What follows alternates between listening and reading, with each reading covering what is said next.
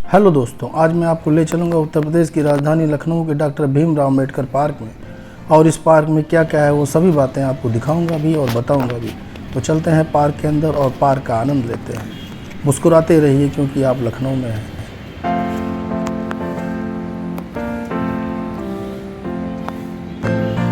कृपया इस वीडियो को लाइक और सब्सक्राइब जरूर करिए तथा बेल आइकन को भी प्रेस कर दें ताकि मेरे अगले वीडियो का नोटिफिकेशन आपको मिल सके।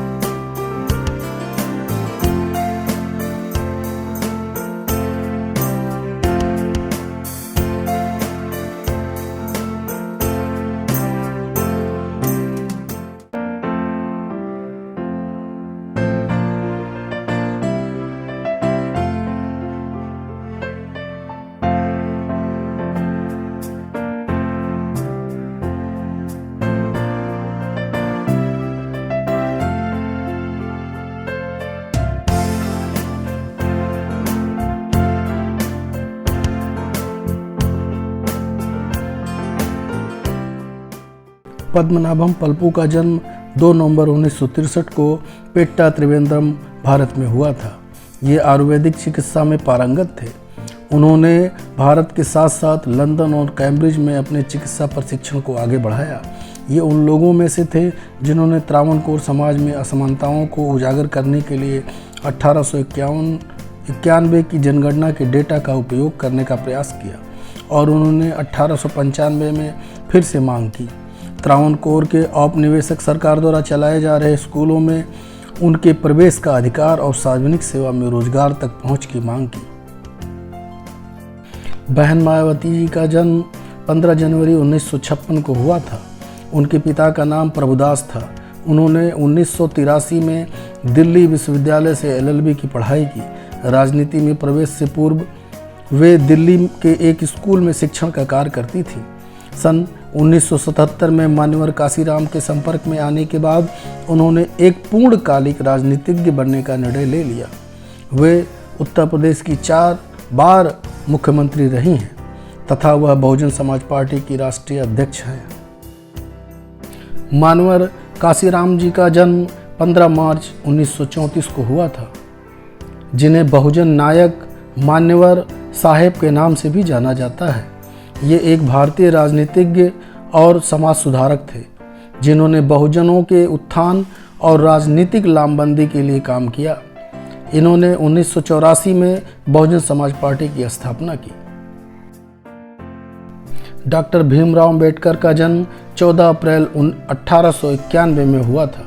डॉक्टर अंबेडकर विपुल प्रतिभा के छात्र थे।